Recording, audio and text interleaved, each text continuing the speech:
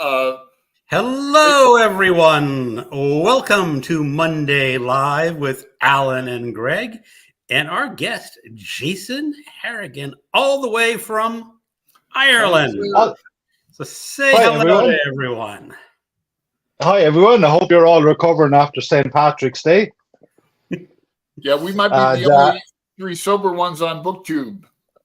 Yeah. Well, I don't drink, so it means nothing to me whether it's St. Patrick's Day or any other day of the week. Yeah.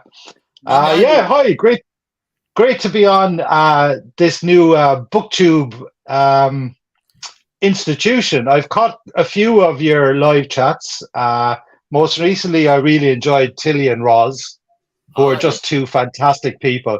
Yeah. And I caught a good bit of Brian at Bookish. So while I'm not really making videos at the moment, I still watch a lot of videos, including you two guys. And I know Alan a long time from BookTube. I don't think I've ever interacted with you, Greg, maybe outside of the odd comment. I think that's right. I think I was leaving as you came and something like that. Yeah. Yeah. But I do watch your channel and really, really enjoy it. Thank you very much. It's good. Yeah. I know Alan was talking a few years ago. You were thinking of doing a Umberto Eco read. Or is that the right word? I done a read through of Foucault's Pendulum, which is my favorite book of all time, favorite novel. And I done a kind of a 5 episodes read through, but it was on a channel I had years ago. So I'm like a pancake. I keep turning over, sometimes I'm on BookTube and sometimes I'm off. And being a complete technophobe, which is why I'm on my phone here, not my iPad. I couldn't get the iPad to work. The first time I closed the channel down, I made the mistake of deleting all the videos. Oh, that and was I had hundreds. We had hundreds on purpose. Yeah, no. I had hundreds of videos, and I wasn't just paying attention, and I was doing the close your channel, and I was just going yes, and I didn't have my glasses on, right? Oh. And I was just like yes. And next thing I went, oh, that's great, that's done. Well, all my video mystery right now, right off the bat. All those videos. I had hundreds of videos, a lot of people, including an Umberto Eco one, disappeared. Yeah, right. I mean, I saved that on my playlist in that because I don't have. I have other Eco books, but I don't have. Although I have read it before, it has all that Jewish mysticism, the Kabbalah, all the chapters. Yeah. And that I kept being reminded, myself and Alan, late last year, we done a read through together of the Illuminatus trilogy. You know this one, Greg? Grab your copy. Illuminatus trilogy. Here we go. Are we going to have a right off the bat? He's starting right off the bat, Greg. Oh, look at this! Look, we have meta Illuminatus trilogies going on here, which was a reread for me, and I know it was for Alan, and it was fantastic to revisit it after a lot of years, and after a lot of reading between when I first read it and then reread it with Alan. But I was reminded when I was reading it, and I don't think I discussed it too much with Alan, was the similarities with Foucault's Pendulum. This is just my current reading copy. I read this every at least once a year, and have done for over 20 years. But one of the show it here. Oh yes. I have that edition. I collect Foucault's Pendulum in numerous editions. I have it in Chinese. I have the original Italian first edition. I have it in French, German. It's kind of sad, really. But one of the things about Foucault's Pendulum is that it's a kind of a meta narrative on conspiracy theories, and that's exactly what we get in the Illuminatus trilogy. And I often think if only Umberto Eco maybe dropped just a little bit of LSD, a little bit of microdosing, he would have written the Illuminatus trilogy and not Foucault's Pendulum. So it's like the sober man's Illuminatus. I read this when it first came out in hardcover. So that would have been 88. Was it 88, 85? 88, yeah. 88. So that was a long time ago. And the William Weaver translation. Yeah. I was 20 something, so it's like I was just way out of my depth reading this book. Yeah. It's just, but did you think there was enough in it that it was interesting at the time, Greg? I finished it. I didn't DNF it. So that's a biggie. Yeah, that's a biggie. Yeah. But I have to say, reading the Illuminatus trilogy again with Alan was just a joy. We just had some Voxer chats about it, and we're starting to do like a live. We should do a live Illuminatus.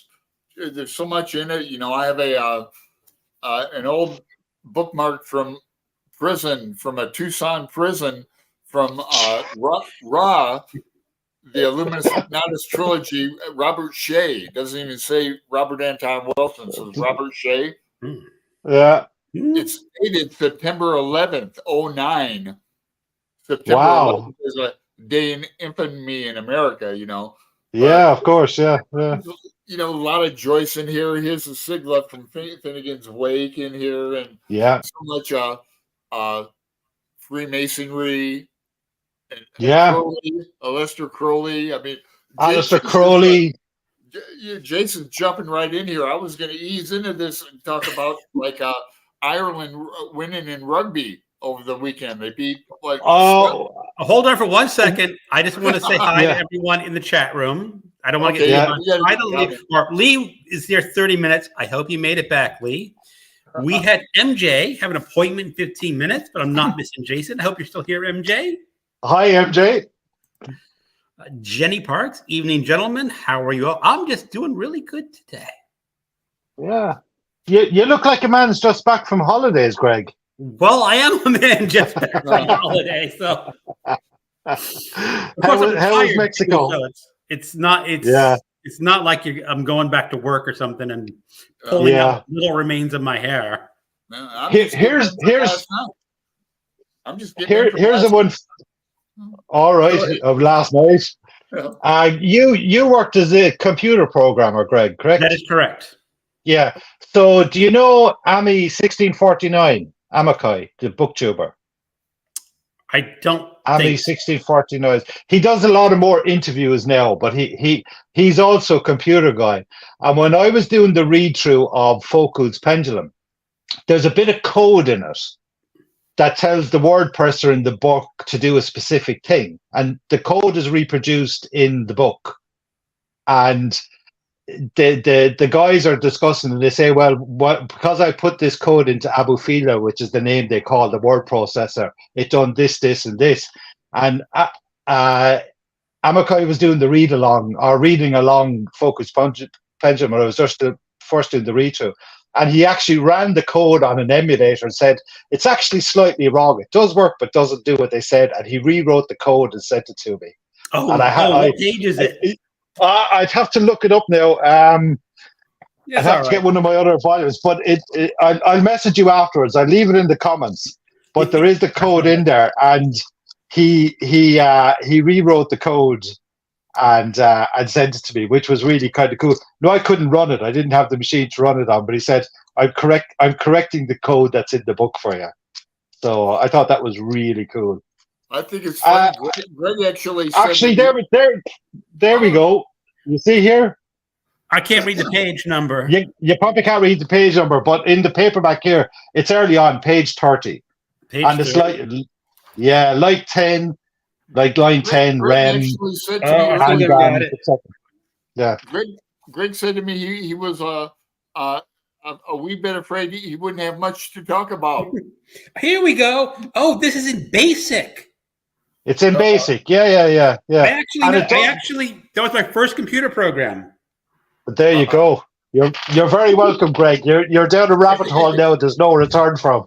No, I don't want to go down Yeah. that rabbit hole. I got things to do that are important. But and I suppose in one way, when I think about that, it reminds me in a way of the best of BookTube. And to me, it's all best, right? I never bought into the drama or the kind of outrages that would periodically break out, because that happens in any group of people. But Absolutely. boy have I met some interesting people on BookTube, and I had an old kind of tagline that I used to say, and I 100% believe it when I say book people are the best people. People who are readers, I've often found no matter what their read, it brings out in them the ability to maybe even just to listen to another's argument. They mightn't agree with it. I don't agree with everyone I speak to. But what we say about it is book people are curious.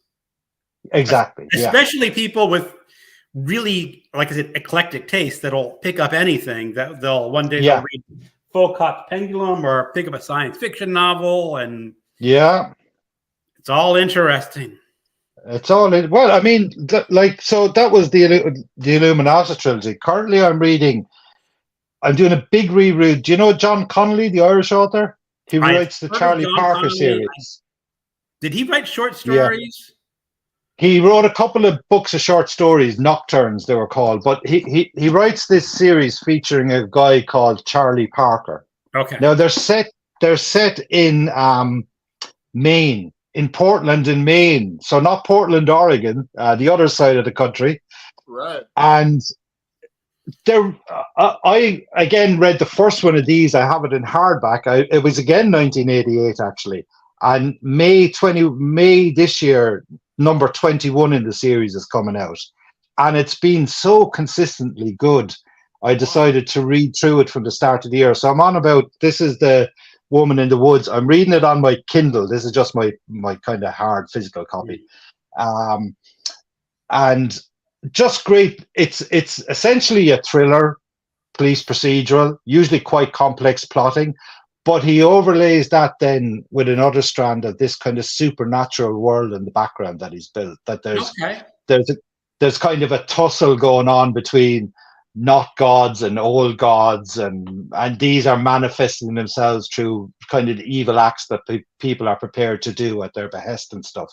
And neither one crowds out the other. They work quite well together. Really, really solid series, the Charlie Parker series. So I'm reading that, but the other one I'm reading, just to show the diversity I think you were alluding to, is Ben McIntyre. Might be a name you're familiar with. The nonfiction John le Carré.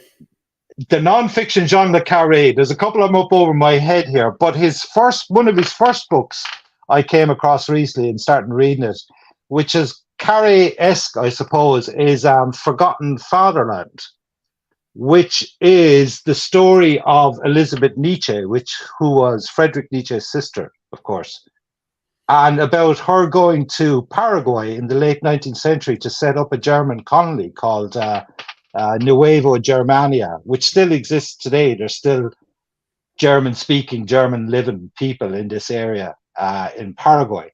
Of course, she went back to Germany to look after her brother after he became insane, and then, of course, Hitler adored her, attended her funeral. Like Ben McIntyre that I know, he did Operation Mincemeat, which was about planning on D-Day and trying to fool the Germans of when D-Day with a dead body.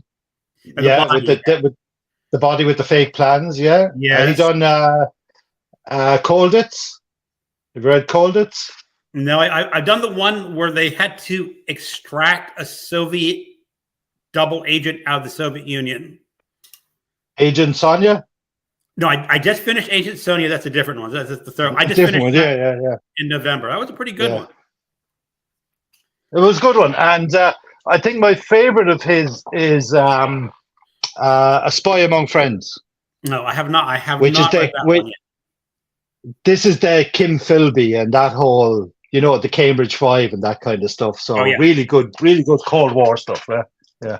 But this is interesting because I'm kind of fascinated by utopian kind of colonies. There was a lot in America, of course. You could say America started out as a utopian kind of colony in a sense with the Puritans, but um, this connection between Germany and South America, and Germany now pre-Nazification and that kind of stuff, 19th century Germany, and places like Paraguay and Uruguay and Venezuela.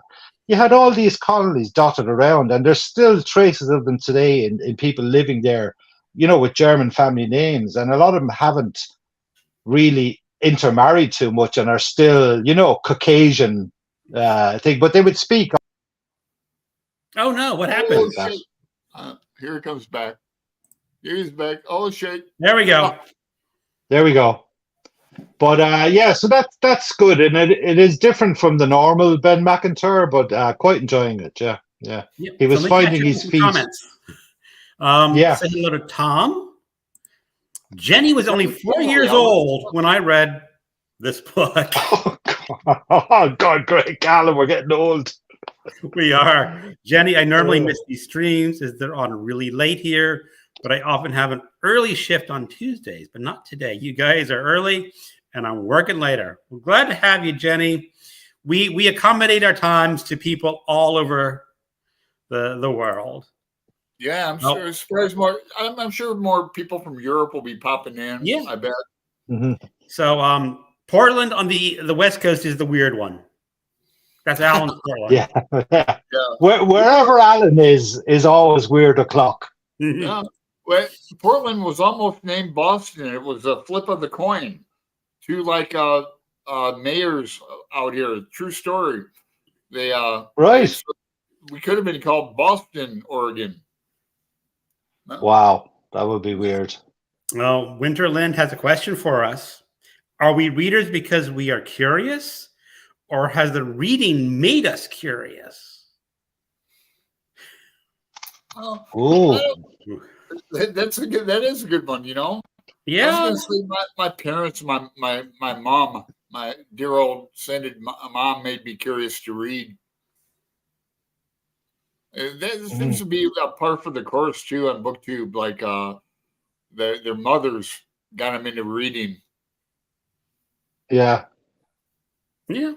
Yeah, I think mine echoes that a little bit. My dad was a reader too. I saw, Greg, you were reading some Edge lately, and like I grew up in a house that had, Edge Westerns and Louis L'Amour and stuff lying around. Yep. Yeah. But my mum was a big reader. Yeah, she used to read a load of the Mills and Booms, and she used to send me down to the library to get an armful of titles, and they had racks and racks of the Mills and Boon stories. The Mills and Boons are like a light romance kind of. Yeah, they're the British equivalent of Harlequin romances in the United States. Exactly, yeah, but the kind of lighter end of it. Nurses falling in love with doctors. Very cozy. Yeah, nothing. And cozy romantics. Cozy. But she used to initial the back page of the book, and that's how I knew it was one she hadn't read. So I never looked at the titles in the library before. I just opened immediately the back and see if I saw EH, and if there was an EH, she'd read it. So, that's a habit I picked up. I put a little. I wonder if I have one here. I put a little J or JH on the title of the book to show myself I've read it, because I have a lot of books, and sometimes I pick a book up and go, "Oh, this is interesting," and I get to like chapter 3 and I go, "Oh God, no! I know exactly what this book is because I've read it before." Well, yeah. I have it a little bit different. I've recorded every book I've read since December of 1990. It's in my database, so I can go back and say what I've been reading. You can go back and see, yeah. I can say on this such a date, I was reading this book. Yeah. Well, it's the benefit of being a computer programmer. But maybe a way of answering that question is illustrated now by two books I want to talk about quickly. Okay. And because I knew I was coming on this, I do watch you guys, but I did watch a couple of your recent videos. And in your 100 book wrap up, you spoke about this book, Greg, quite well, I thought, which is The Death of Grass, 1950s. As you pointed out, it's dystopian. It's not post-apocalyptic. It's while the apocalypse is happening in real time and how people deal with that. And you were the second person in a week I heard talking about this book, which is unusual enough for a book from the 1950s. My wife had some people visiting from the States from her work from the American office, and one of them was a reader, and my wife was saying, "Oh, my wife reads a lot," but I was saying my husband reads a lot too, and she said, "Oh, I should tell him I just read a book called Earth Abides." You know Earth Abides? Oh, Earth Abides is a great one. Yeah, again, 1940s, I think that one, 1947, 1948. And I have read, of course, Earth Abides. I thought it was a terrific book. And she had recommended to me, so I said to her, if she liked Earth Abides, she'll probably like, from a similar time period of writing at least, The Death of Grass. Different books, but maybe two ways of looking at the same kind of process, you know. So I got that out to reread it because of what you had said. And then Alan was talking about The Stranger. Camus. And of course Camus, it's also published, the edition I have calls it The Outsider, which is just an editorial choice. It was published in English as The Outsider. L'Étranger in French was the original title.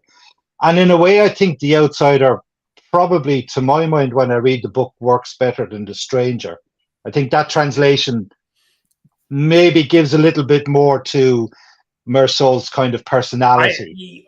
I don't know enough French to say, but having read that book about 8 times or so, I would say The Outsider is more fitting to that personality.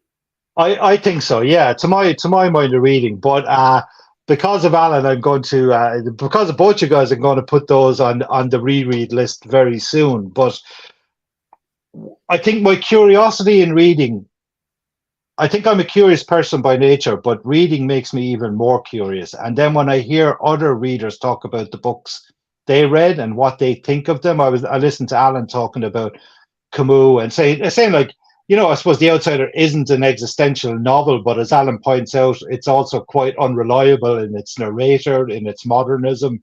This doesn't matter. You know, mother is dead, she's been buried tomorrow. But that doesn't matter, you know. And that's his personality. It's his personality. I mean, the whole book. Yeah. It's, you know, it gets down to that essential. I think it does get down to that essential existential personality. Is that nothing really matters, but you just live your life. You just live your life. It's going to happen anyway. Right. Yeah. He's constantly saying it's not my fault. You know, he's disappointed all the time, depressed. Yeah, you know. But when I read, doesn't mean anything. Doesn't mean anything. And when I reread this now, and it is a slim work, I'll have that in my mind as I'm rereading it. I'll see how prevalent that is, how I do. But I tell you a strange experience, and I've said this before about The Outsider. Even it is a slim work, and it is quite sparse in its writing. But it's one of those books where I feel I'm always slowly reading it. Like I rip through books. Like I'm a very fast reader. I read really, really quickly. The one thing I don't do is audiobooks because I wish I could speed them up. And when I do speed them up, they sound too odd, so I can't concentrate on it. Right. But I do find with Camus' writing, particularly in The Outsider, it seems to take me inordinately longer than usual to read what's a very short book. It mightn't actually take me in time, but it feels like longer. And I think it's because I slow down because the writing is so carefully chosen. And it's a book, I think there's a lot of gaps in the text that invites the reader to fill in for themselves. Mm-hmm. You know, because he doesn't go so into all the descriptives and all the kind of purple prose stuff that you come across sometimes. I think my mind starts to fill in the vignettes that he's kind of creating all through the novel, which is, I suppose, a testament to his skill as a writer, you know. Well, he was speaking of Rosman Tilly. Roz sent me this postcard of Camus, so I fantastic. Stick it in my for keepsake. Say goodbye to MJ. She just made a comment that she has to leave. So goodbye, MJ. I remember when MJ first came on BookTube, and she was just such a champion of small channels and stuff. Yes, yes, she still is. She still She still the is. champion Yeah, of small channels. yeah. But she really, and you know, you don't like to think someone's just doing something for a gimmick, but it was very obvious that she was just like, "Hey guys, I found this great channel. It's got like 20 subscribers," or you know. And just the constant shout out she done, it was so generous. I thought it was a real breath of fresh air. But she exudes that kind of positivity anyway, you know. So you did my channel back in the day a few years ago. I remember. Yeah. I remember meeting her. Yeah, she's become a friend. We exchange like stickers and cards. Oh, very cool. Yeah, very cool. Yeah. Yep. There's people just. I'm just going real quick to the comments. Hey, Jess, bad as rads here. Yep. I get to that comment in just a second. I'm similar. I'm weird because I read, or is it because I read weird stuff? Yeah, I read weird stuff too. Oh, hello, Pat. Time with chat. Pat. I know you joined about 10 minutes ago, and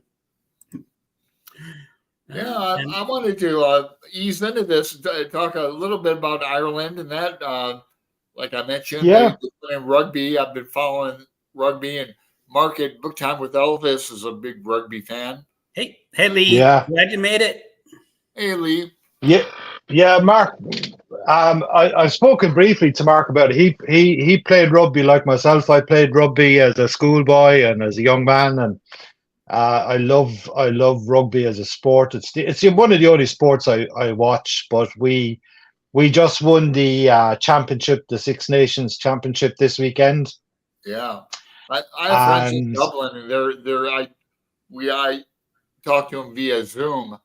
You know, yeah, they're all wild about it. Yeah. Hey Lee, how are you? Lee Kempter. I remember Lee from the comments.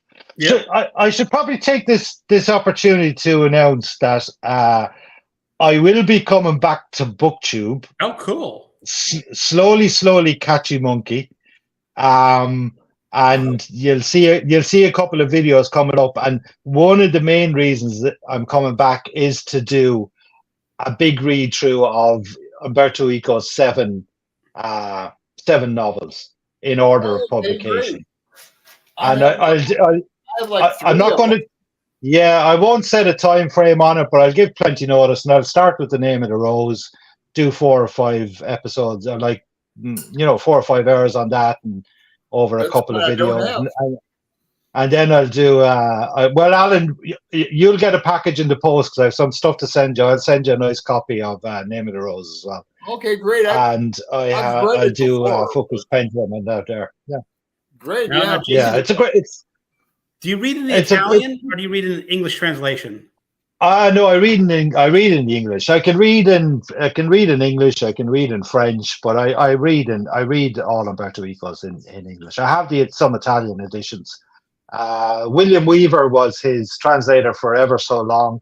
It's only the last couple I think Weaver didn't translate, but they're very, very solid translations, so they're good. Yeah, I done my university thesis on Focus Pendulum in English, so I've read that book a lot and could talk for 50 hours about it. But yeah, I'll come back later on in the year. I've had a busy start to the year with work and doing other things, and I'm away next. I know a lot of people that are looking forward to that, Jay.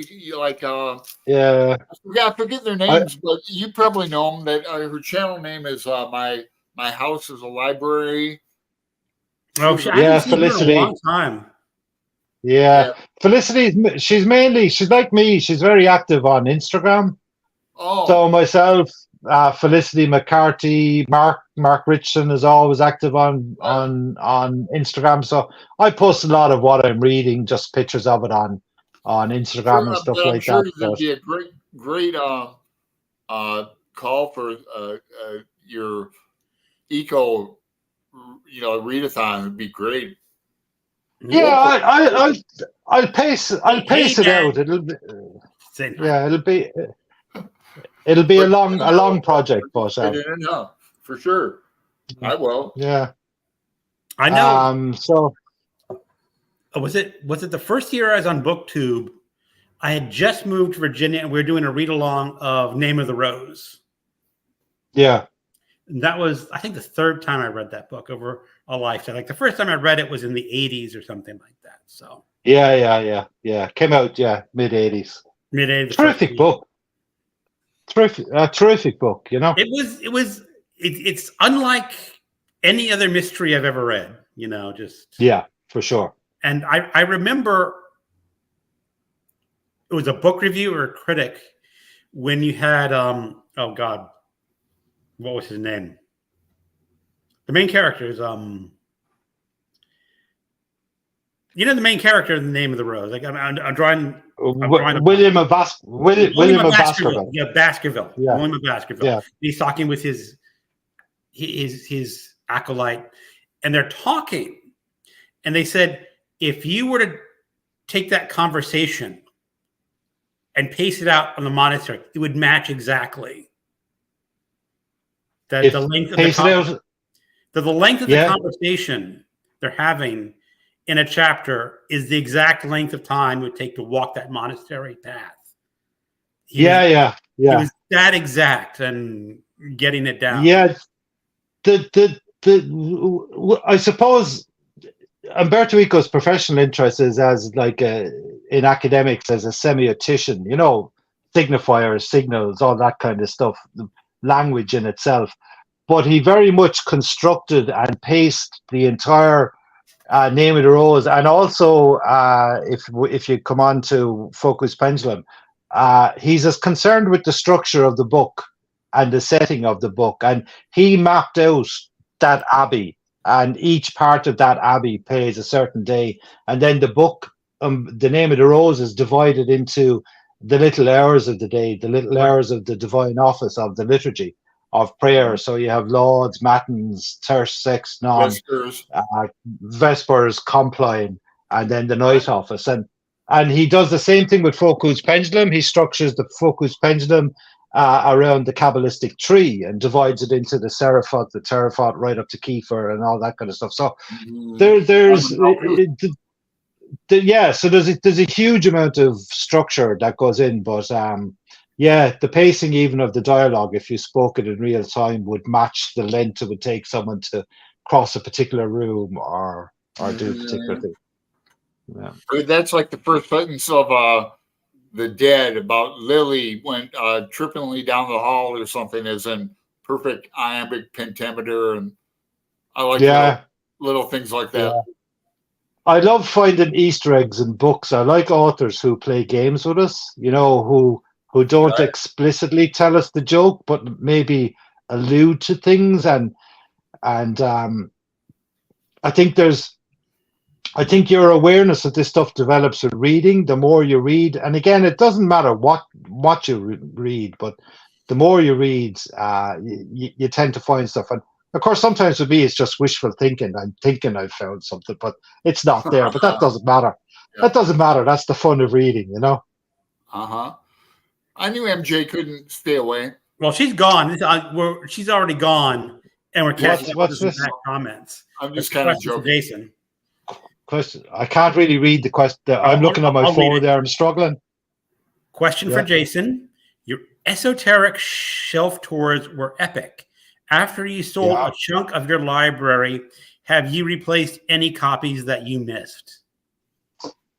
Yeah, so I downsized my library massively because I share a house with my wife and 3 kids and 2 cats, and I'm embarrassed to say it, but I had a lot of books, a lifetime accumulation of books in my own personal collection. So last year, I got rid of 4.5 van loads of books. Like a van, your standard transit van. A book dealer I know came who has a big shop up in Galway and bought them all. And I was ruthless in my gutting of the shelves.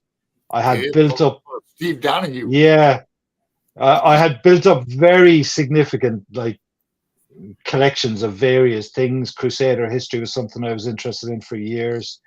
I had a massive occult library. Most of my books still are occult history and esoteric kind of Right. titles. I want to get into But some story with you, but yeah. So I we'll get into gutted that a later. lot of that. Yeah, and kept what I thought were the key works. I used to have all Broly, back in Phoenix when I lived there. I don't have a single. I don't have. But I had all the Equinox. I had the Blue Equinox. I had. Yeah.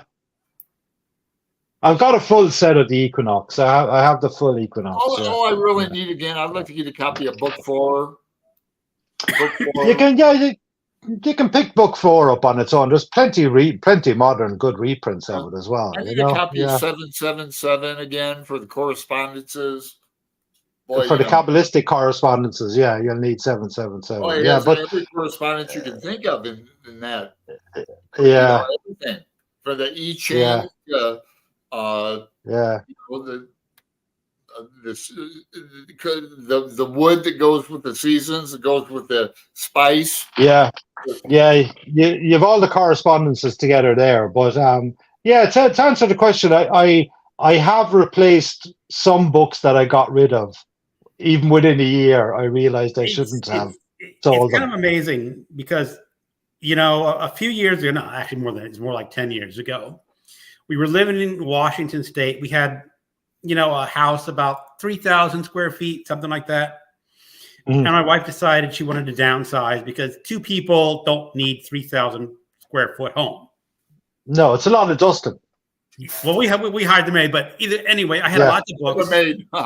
And so I said, okay, I got to get rid of a lot of my books.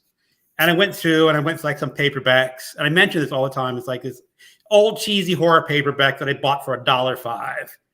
And, I'll just buy it again if I want it. I know where this is going. Go on. And then I look on the internet when I want it. Oh crap! It's $50 now. That's $50. Yeah, it's the cheap and it's the cheap, almost I used to call them the spinner rack books. You go into like a dive store, I guess you guys would call it, like a garage here or whatever, and they'd have a rack of. And I used to get like the Sean Hudsons and all the Great Mastertons.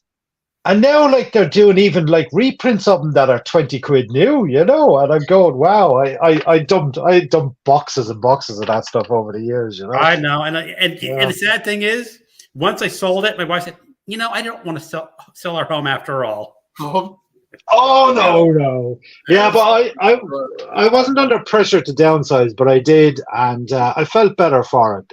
I was carrying a lot of dead weight. There was books I just hadn't read. Like, I still have thousands of books. I mean, look behind me. This is just one of my walls, and I'm very comfortable. I will never read them all. I know that. Isn't that great? You'll always have something to read for the rest of your life.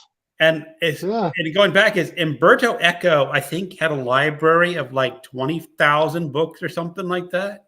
50,000. 50,000. And his idea was, it's there if I want it. Yeah, I'm kind of that. That's the idea. Yeah, it's a good mindset, I think. It is. If you've got the space. I know some people don't have the space physical. I mean, I can show you like my basement here. It's like. Yeah. You've got room. It's actually ridiculously large in my basement. So. Yeah. And I've always felt comfortable having physical books around. I think my relationship with them is even deeper than just reading them. You see, like, the old quotes attributed to Cicero and stuff, books furnish a room, etc. Yeah, he's got it there. Yeah. You got it there, Greg? Yeah, there we go. Exactly. So I kind of subscribe to that notion, I like having physical books around. I've become a fan of the Kindle. I do read a fair bit on the Kindle because I can read increase more the font on this now, and a lot of that, honestly, is just the print. Exactly. Yeah. It's once you start getting a bit older, that print size. There's the 3 old guys with their actual reading material. the large font Kindle. Yeah, I've got a Kindle Fire, but yeah. But I'll still always be reading a couple of physical books. I like to I like the physicality, if you like, of reading. I just like having a physical library in my house. It's very comforting to have it in the house. And this is a depressing topic for me because I've moved around a lot in my life. I've lost a lot of libraries. I used to just get cinder blocks and like 2x6s and do my walls with books. Yeah, perfect. College and grad school, and when I think about all the books I've lost, and then just horrible. And then I had to one time in Tempe, I was down on my luck and needed money, and I had to call in one of you guys, you booksellers, and he came to visit. Sell them all. He came to visit my house and took all my. I had a copy of the Dublin Ulysses edition by Dennis Rose. Yeah. I had a number. I had the hardcover and then paperback and inscribed to me, numbered. It's probably not worth a whole lot, but I had books like that. I had Stephen King's autograph on books and Anne Rice and all that. Yeah. Raymond Carver. Okay. Yeah, King is desirable now, all right. Oh yeah. You've got books though in Phoenix, no? I've got most of my back now. You got most of them back. Yeah. And then some were lost in the from Toledo. My old girlfriend Molly. I got 2 Shamrocks and Molly out, but Molly, she's got some still, but she sent me back most of my Joyce and Faulkner books. So bless her. Okay, Alan. Because I want to catch up on some comments here. We're getting full. Sure, yeah. MJ, she's talking about her support 100 episodes. Yeah. Yeah, Alan. Yeah, I'm really not going over the comments that aren't relevant. They're just saying hi. Yeah. Alan, Lindsay Lohan has a new movie in Netflix like now. She looks so pretty and happy. That must be a conversation you've been having with her on the side. I'm a big fan of Lindsay Lohan from way back. I always say if we got married, she'd only have to change like 2 letters in her last name. Oh, so Lee says, Jason, I'm starting Banda Baldolino. Yeah, great book. Yeah, Baldolino. Yeah, Umberto Eco. I agree. There's so many authors and translators that do a great job in translation. Well, that's really interesting. Like when I did my A to Z tag, one people, do you like to read translations? And that usually it got about a 90% yes, they like translations. But there's a lot of people who says, I don't like to read a book in translation because it's not original. Well, and the thing is, I can't read that many languages. No, yeah. I mean, it's like you're automatically limiting it. Thomas Mann, or yeah. The Bible would be an obvious example of a book in translation. He's not read that yet. Yeah. I hate to tell you, Greg, the main character, he dies in the end. But I've read selections. I know what happens. Hey, Cobalt Dragon. Yeah. I have no problem with translations. I don't think I get down into the weeds. I see sometimes discussions about particular translations of War and Peace and something like that. And, I think there is probably merit to at least understanding the discussion around why wouldn't translation is preferable to the other. But I've got the Anthony Briggs, and then I got the Maud translation too. I read. I don't know why I waited so long to read it, but I've read that 2-3 times now. Yeah, I've read it once. I don't think I'd ever read it again. It's also when you talk about translations, is like there are some really bad translations, especially in the public domain. Oh yeah.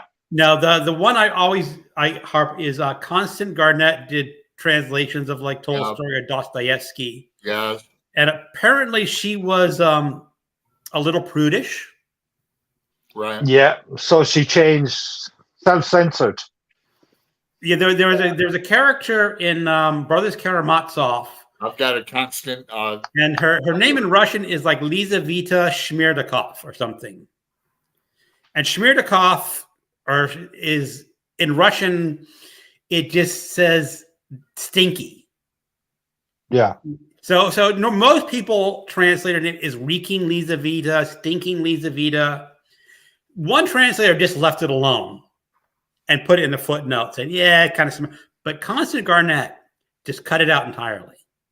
Because you can't say a woman smells bad. Yeah. So, I think a lot of the translations that are in the public domain tend to be Edwardian or maybe even slightly earlier Victorian translations of the classic works, and they reflect the morality of the time. So there definitely was a certain amount of editorial censorship going on in translation. Alexander Dumas was in Three Musketeers. There's D'Artagnan and Milady, and they were flirting really rather hard, and they just sort of cut that out. Oh, geez, I love Dumas. Count of Monte Cristo is. But speaking of Tolstoy and that, our friend Aaron Facer in Wales, he was in the group read of War and Peace, and David Novak and I were the most commenters on it. But anyway, we continued our Tolstoy and read this. Pretty dense reading, religious reading.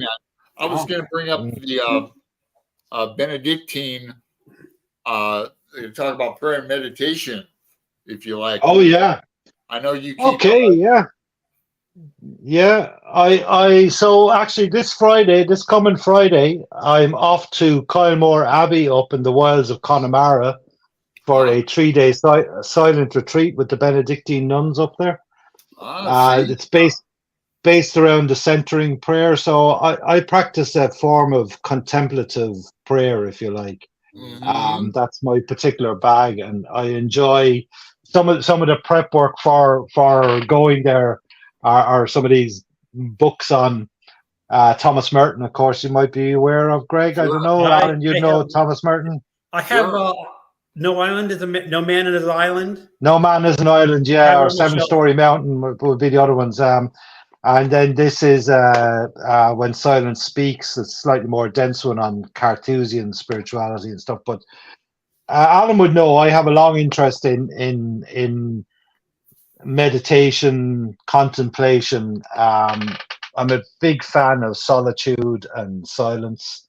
And whenever I get the opportunity, like I'm going away this weekend, that was my birthday gift last December from my wife, was to go away on a silent retreat. What that says about our marriage, I'm not quite sure, but I've gone up to a Benedictine community there to do a 3-day retreat, and it's a cool place. It's a castle on the edge of a lake. It's like Hogwarts. It's absolutely beautiful. Kylemore Abbey. In the wilds of Connemara, with a mountain behind it and a lake in front of it.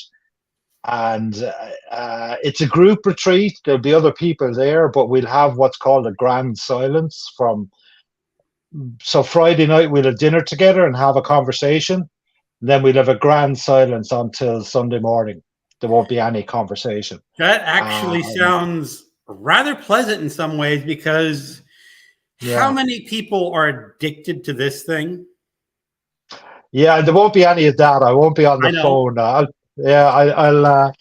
take a few pictures for the Instagram when I come back. But I'm not.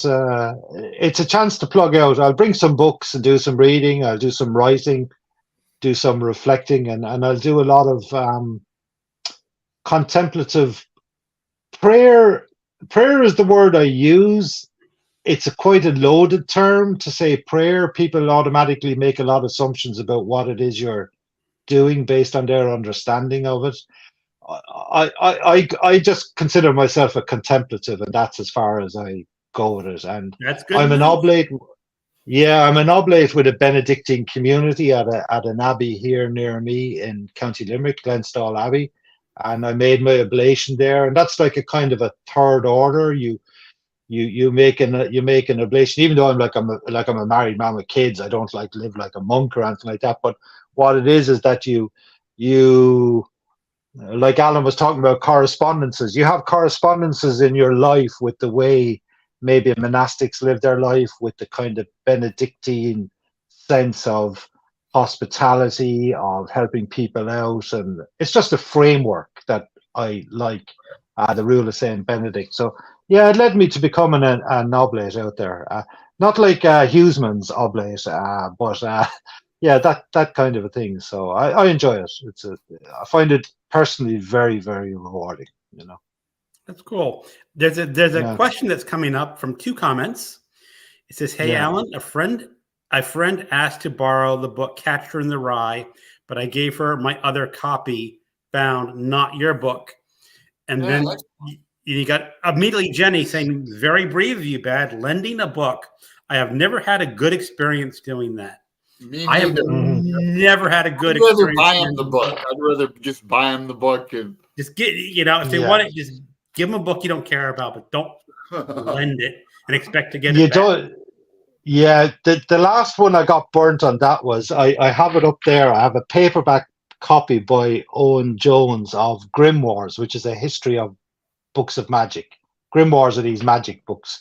Think Harry Potter and stuff, or the books with all the spells in them. Right. And I had a hardback edition that I had for ever so long, and I had annotated. So I'm a rare book dealer too, Greg. That's my job is rare books, and I kind of specialize in weird and esoteric kind of titles. Okay. So yeah, so I've handled a lot of actual grimoires or cunning folk books or Solomon's Key. Solomon's Key, all those kind of titles. So I've built up a big bibliographical database of editions that are not recorded and that kind of stuff. And I put a load of them into this book in my own writing, loaned the book to someone, and it never came back. So I didn't just lose the book. I lost like years and years worth of stuff that I had only put into that book because it was the one I went to get that information. I didn't. You know what book I did lost? Stupidly, I didn't record it. I loaned. You'll appreciate this. Paul Foster Case, the Rosicrucian. I don't know, not handbook, but Yeah. I loaned it to someone, and I used to be in the BOTA out in California, Builders of the ATM. Built to the ATM, yeah. They've done a lot of correspondence courses still. Yeah. It takes 13 years to go through all of them. Wow. Yeah. But I like Alan. Alan has a lot of practical experience in esoteric practices. I have some limited.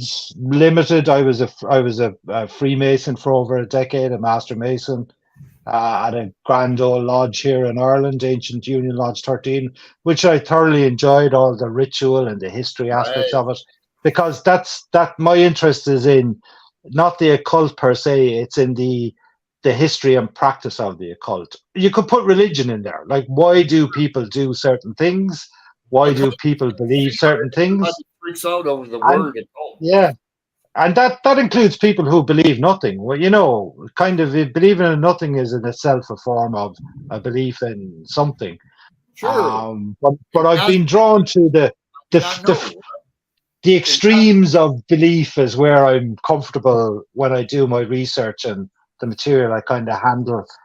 So a lot of Thelema stuff, a lot of OTO stuff, Rosicrucian stuff, Bavarian Illuminati, cunning folk, a lot of the early witchcraft books, spell books of cures and that kind of stuff. So I love the rituals of like the Masonic, and Golden Dawn stems from the Masons. My father's a 32nd degree Mason, but he doesn't go to the lodges anymore. I think he used it more for networking, but he used to enjoy it. He still has his ring and all that. All the gear. Yeah. Sorry, I just dropped my earphone. Go ahead. Okay. But there used to be a Thelemic temple up here. We'd go to the Gnostic Mass and a few other things. Yeah. It was like theater. It was. I enjoyed it, and all the the rites, neophyte ceremonies, all up to Adeptus Minor, Hippocanthus, and all the rest of it. Yeah, Hierophant. Yeah. But anyway. I've been to several Gnostic masses in Europe, essentially, and again, it's that performative aspect of it I find interesting, the kind of ritualization of it. And Right. don't confuse now Gnostic masses, anyone listening, with black masses. I'm not talking about like satanic cult of black mass thing. No. A Gnostic mass is a very specific kind of thing. But yeah, but I suppose that's a long-winded way of saying don't lend your books to anyone. Gift them your book, because don't presume it's ever coming back. It's not. It's Just not. I've never loaned a book that came back. It's gone. Yeah, they're not boomerangs. They don't find their way back to you. Or they come back damaged or something. Yeah. So Cobalt Dragon has saying, with books disappearing from libraries, leery to downsize any books, especially now looking into the banned book issue. Yeah. That's horrible. Sorry, leery. I means leery, wary of downsizing books. Right. Yes, is that? I'm hearing you right. Yeah. Yeah. And I kind of if we delve a little bit here, like United States, that if a certain political faction gets their ways, they'd be happy not selling books at bookstores, that don't fit their Yeah, meanwhile, their narrative. America, 1 in 4 kids are below like kindergarten reading level. They're not prepared. But here in America, we want to like ban books. Indeed. Yeah. I'm aware of what's going on there. It does make the news here. Ron DeSantis and people like that, and public school libraries and public libraries, and we've had a smidgen of it here. We've got this very, very tiny. When I say tiny, it's like 50 people in the whole country who are like MAGA, essentially, culture warriors, and they're going around to libraries pulling out books that have like gay characters in them or something.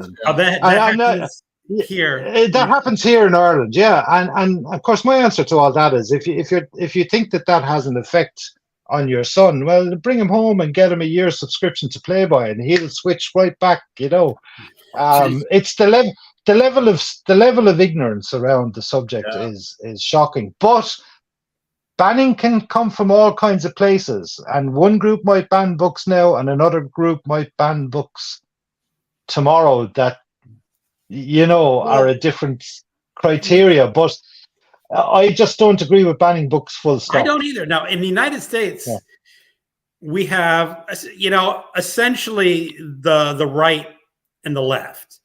The right likes to ban books. Yeah. And the left likes to edit books and change the content. Books. Yeah.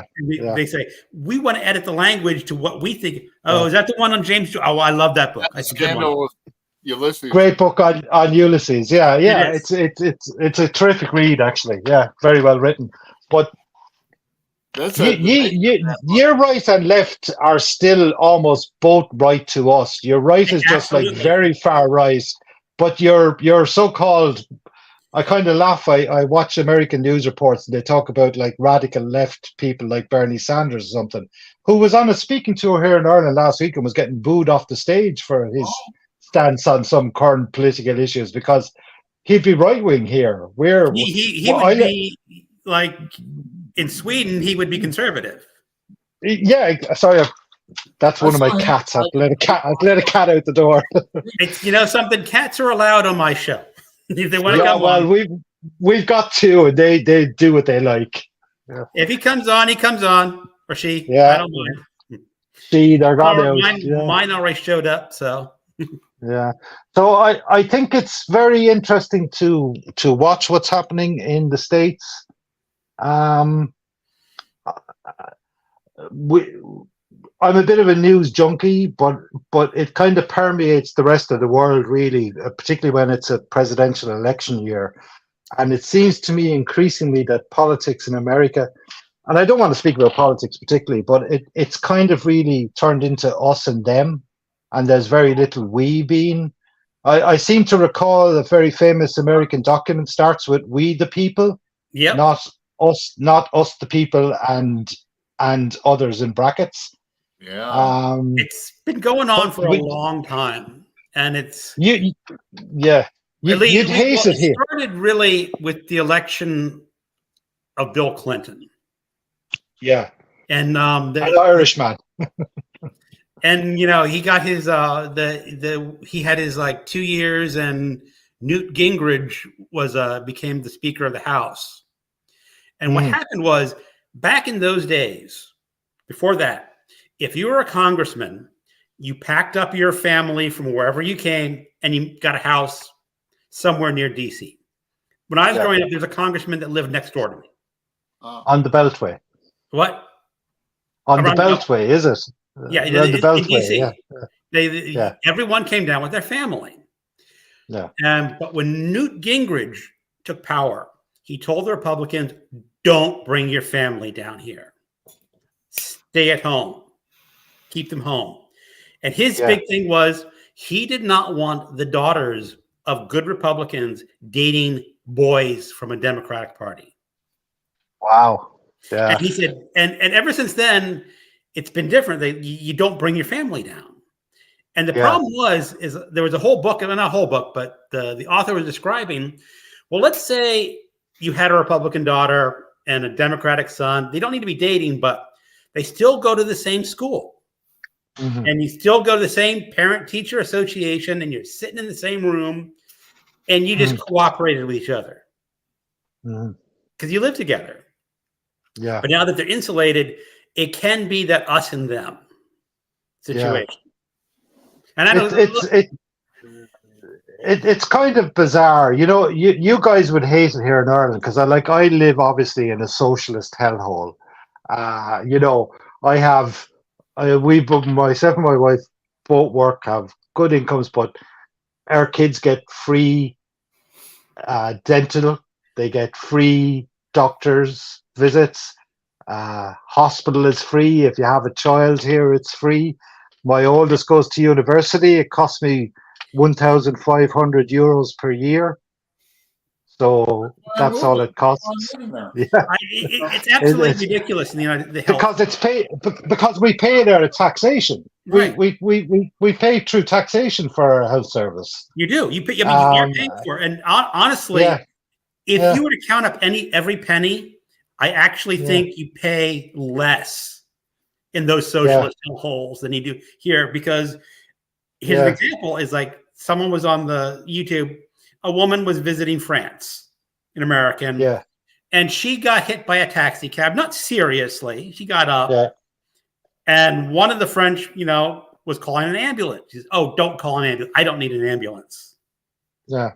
And the Frenchman just looked at her and said, "You were hit by a taxi. You're going to the hospital." Get you and checked she was out. crying because she didn't want to pay for the ambulance because she couldn't afford it. Well, it's free. Well, no, she had to pay €20.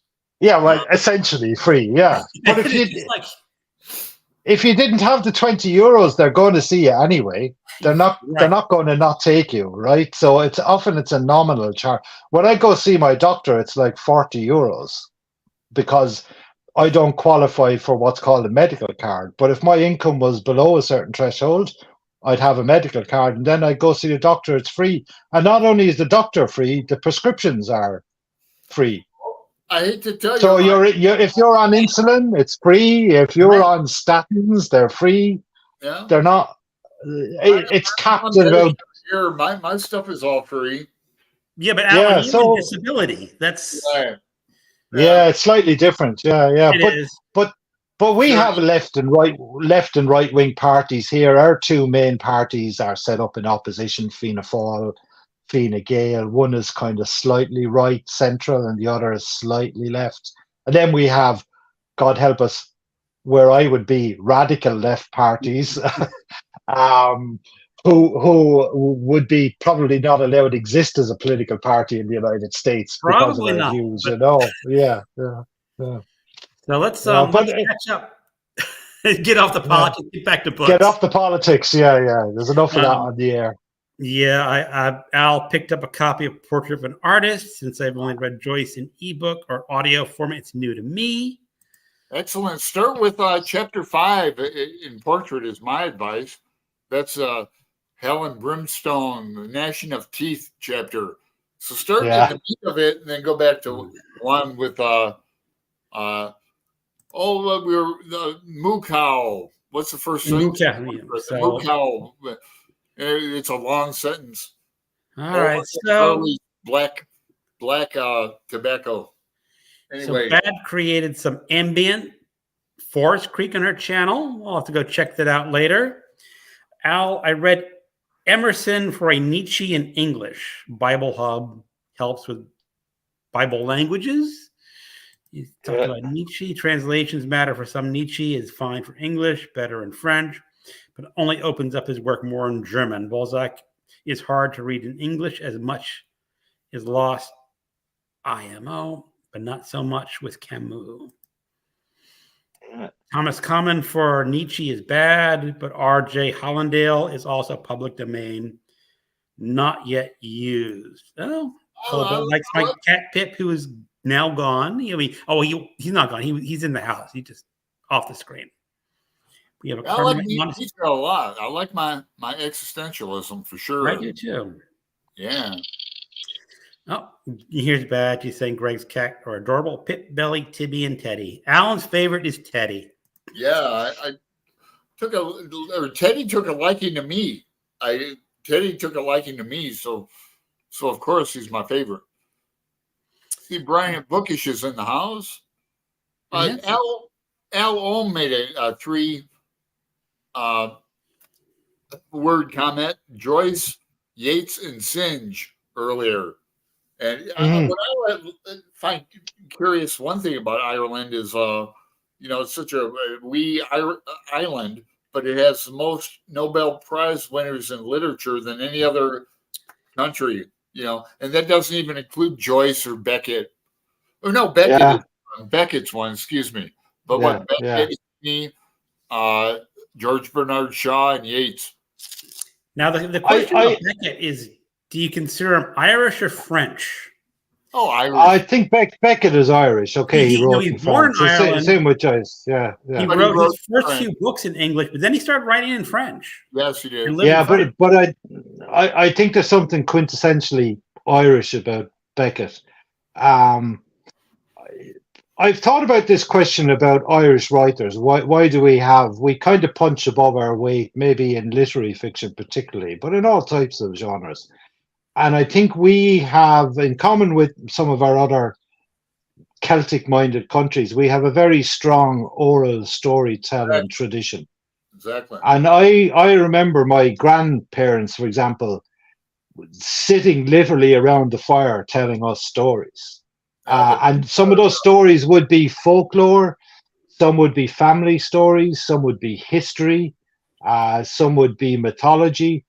And I think it's in our cadence, it's in our kind of our literary DNA to want to tell stories. Now, Jay, did you have a storyteller that would come around at all?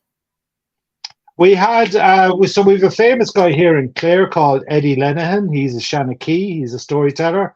He comes to the schools and stuff and tells stories. So we have this position. It was kind of a fated position in Irish society called a Shanachie, which is a storyteller. And they would travel around, much like minstrels and stuff like that, and they would tell their stories. So we have this long oral tradition, but we're a very literate culture. Our kids, by the time they're finished, like I suppose your equivalent of high school, would be considered very literate by any metric globally. Like their reading ability and their comprehension would be graded very, very high.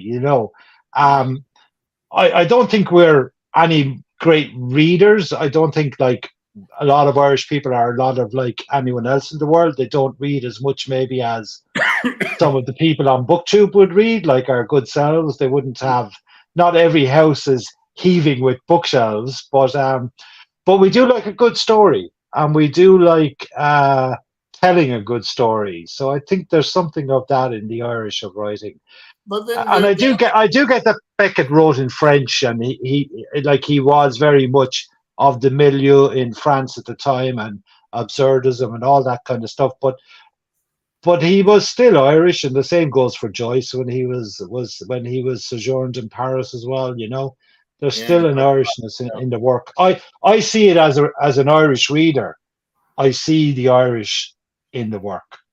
Now, what about the scribes of Ireland? Like the scribes, and I think in a past life, I must have been like one of those monks that copied all the manuscripts and that. Yeah.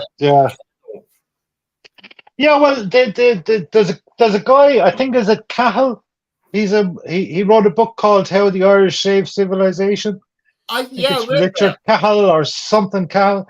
And there's an element of truth, a slightly hyperbolic statement, but there's an element of truth in that it was Irish monks who transcribed. The monasteries were great centers of learning, and they would take manuscripts and make copies of them, and then they would fund building their libraries by copying manuscripts for other libraries, both monastic and secular, around Europe.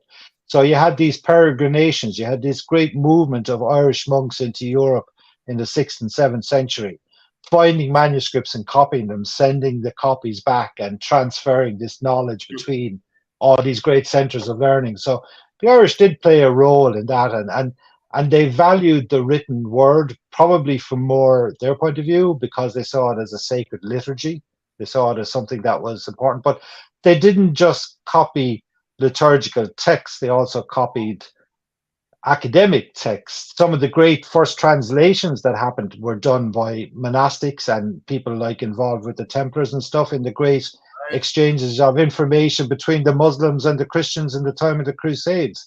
So a lot of the mathematics and stuff that was really prevalent and strong in the Muslim tradition, astronomy, mathematics, logic, transferred from Muslim to English via scribes. And that's how that intellectual knowledge came to the West. There's a little bit of we have a little bit of bravado about ourselves that we're the kind of seat. This idea that Western civilization is the seat of knowledge. It was just really good at assimilating knowledge from other cultures, is what it was, and sharing it between ourselves. Yeah. And that's largely down to the European church, the medieval structured European church, where manuscripts were moved around between libraries. And in a beautiful circle, we've gone back to one of the plots of The Name of the Rose. So yes, we have.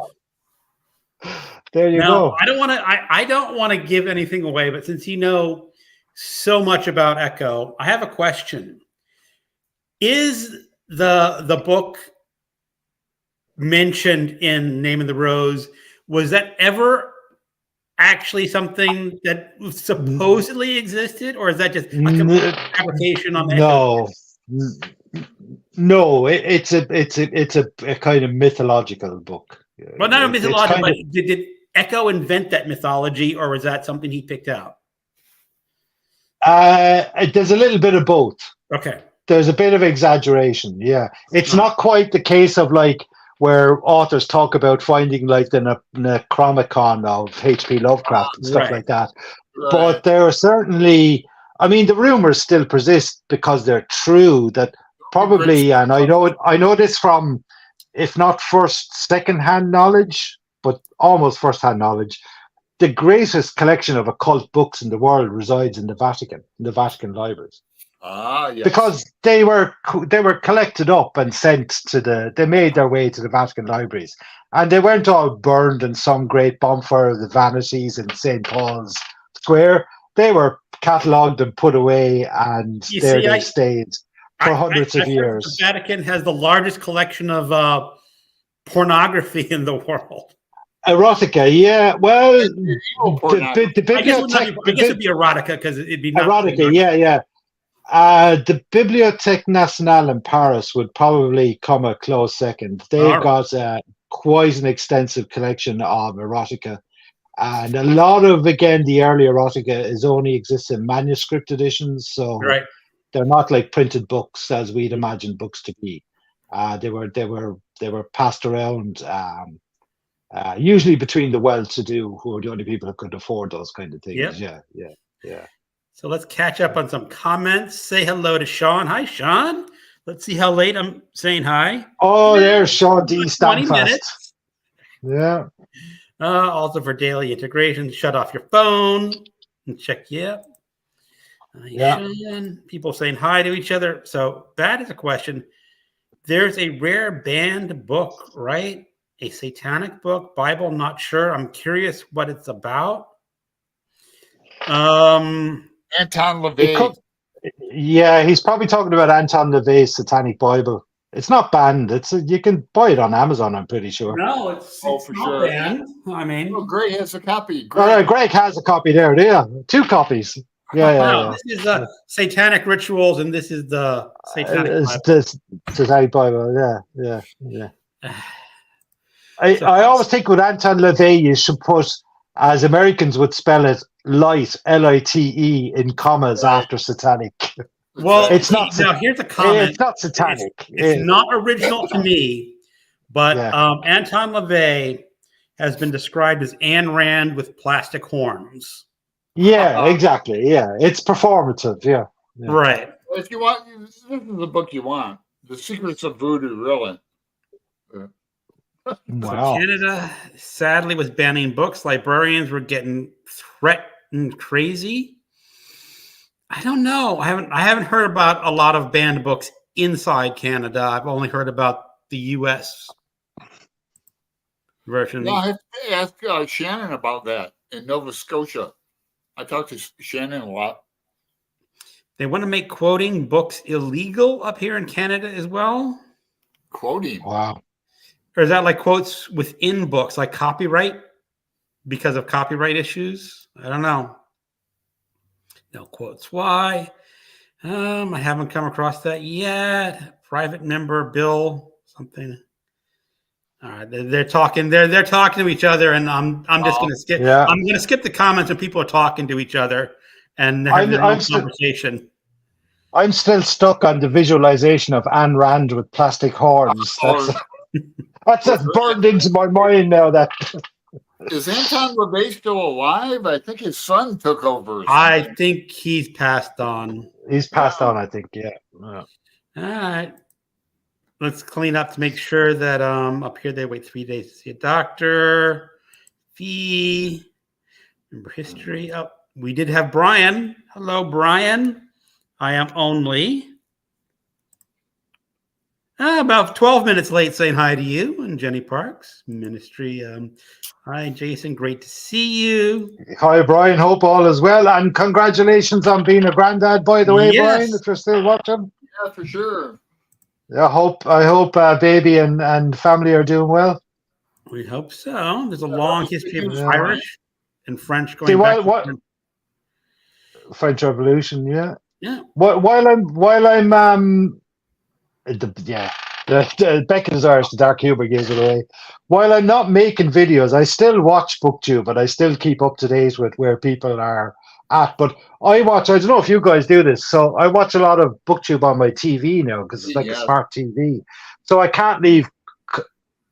There's not an easy way for me to leave comments, and I never remember to go back and do it when I'm on my iPad or something.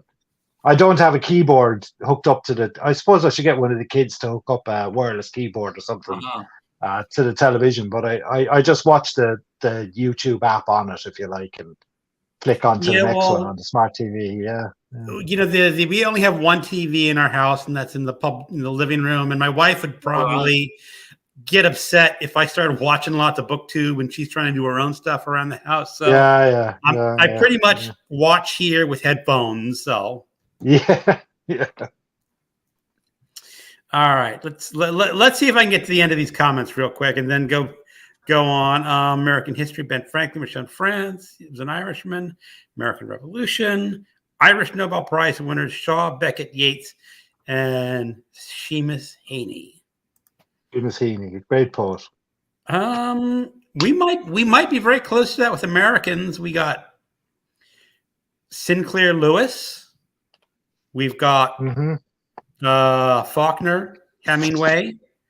We've got Toni Morrison. And Bob Dylan. Bob Dylan, yeah. That was a The big time. Bard Bob, huh?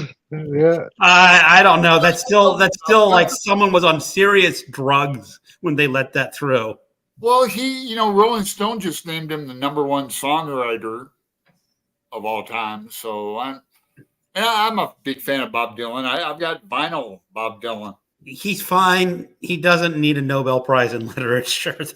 No, I think I agree. there's periods of Bob Dylan I really like, and some of his songs are pure poetry, lyrically speaking. Not that they rhyme, but the imagery he uses is pretty incredible.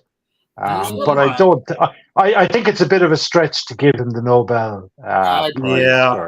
Yeah. Wouldn't you love to get in the Vatican archives just to see what is in there? Oh, I would love that. They've never let me anywhere near it, but I'd love to be there. I'd consider becoming a priest just to do it. I mean, it would be my sanctum sanctorium. Well, was it venal sin or is it a cardinal sin? I've committed them all, so it doesn't matter. It doesn't matter. Cardinal is the bad one. Cardinal. Oh, so bad was talking about satanic verses. Yes, we know. It's not. That's Salman Rushdie. Oh, okay. Yeah. Not Anton LaVey. I got not Anton. She was talking about Salman Rushdie. What a great book it is. And what a horrible thing to happen to him last year, was it, or a year before? It was about a year ago. It's just I really thought that whole fatwa had just burned itself out, but no, he lost an eye over it. Yeah, and I think to just slightly circle back to politics, I think a lot of the rhetoric I hear coming out of America, the danger is some people will run with that. Oh yeah, do you get me? You've people in very, very prominent public positions, both as politicians and maybe more so in the media, making statements and sending out signals that some guy is going to go and, okay, I'm going to act on this. I'm going to. It's a real danger. I mean, it's a real danger. Yeah, real danger. Do it. I mean, yeah. I mean, I know we're going back in politics, but that's okay. No. Yeah. But just recently, Trump says if he doesn't win, there's going to be a bloodbath afterwards. Right, which is not helpful for anyone. Yeah. It's like vote for me or die. Yeah. It's not helpful for anyone. Yeah. It's just getting to the point where I don't know why people just don't throw people. I mean, okay, he's a former president, but he's threatening violence. Right, and then like even Pence came out. The vice president came out. He's not gonna. That I won't even get into that bullshit. But Trump is peppering his speeches with these words and going back to, Yeah, we know. Yeah. Calling immigrants vermin and animals and things like that. Yeah. The only thing is he is such a stupid man. Yeah. He may not even know he's doing it. I suspect it's been fed to him. It's been fed to him. It could be fed to him, but he's just so ignorant of everything in the world. He doesn't know what he's saying. Yeah. But it's scary to think that, like in the polls, I hope a lot of these assholes are just saying for shits and giggles. If I'm vote for Trump, Well, Alan, here's the thing about polls. To get in a poll in the United States, you call a landline. And if someone answers the landline, you get the information. That's what I mean. They're just saying, Trump, No, wait, Alan, you're missing it. They're not lying. It's who picks up the landline from an unknown caller. Who has landlines even. Who has landlines. And if I get a call on here and I don't recognize the number, I don't answer it. Yeah, no. I will never be on a poll because I will never answer the phone. Yeah. Right. Yeah. I see what you mean. I can barely read there. Brian is saying, Thanks, Jason. All's going well with the baby. Great. We just got back from our third trip in 2 weeks to see my granddaughter. She and my daughter are doing well. So is my son-in-law, but he no longer matters. But he a a lot of what I learned about American political history came from watching Brian done a great series on his channel. Yeah, he does. On his BookTube channel, where he talks about issues, and he's not afraid to address them head on. And I mightn't 100% agree with everything he says in all of his particular videos. But again, getting back to that curiosity as a reader, I'm always interested to hearing what he has to say. And I recognize he's an educator. He's speaking from a place of fact, not wishful kind of thinking, you know. So when he tells me such and such a thing was a law or happened, right, I kind of take it as verbatim that he's speaking the truth, you know. He's going off facts and not emotion. Yeah, I've learned a lot from Brian. Yeah. It's emotional, but you know, he's got his facts right. Yeah. So what are you guys reading at the minute? Greg, what are you reading at the minute? I don't want to get sidetracked with politics because I'll talk forever. We start the show with that, but we just got, I just finished this last night. This is The Personal Librarian. I'm reading this my in-person book group. This is an historical novel. Yeah. It is about the woman who ran the J.P. Morgan Private Library starting around 1906, you know, the Gilded Age. And she helped build his private and got very good at getting rare manuscripts and Renaissance artwork into the part of the library. Yeah. However, she was a colored woman who could pass for white. And and she never would have gotten the job if it was known that her family was colored. It was colored, yeah. And I'm using colored because that's the language that the authors deliberately chose. Use. They wanted to make, you know, the language somewhat authentic to the times and not but modern.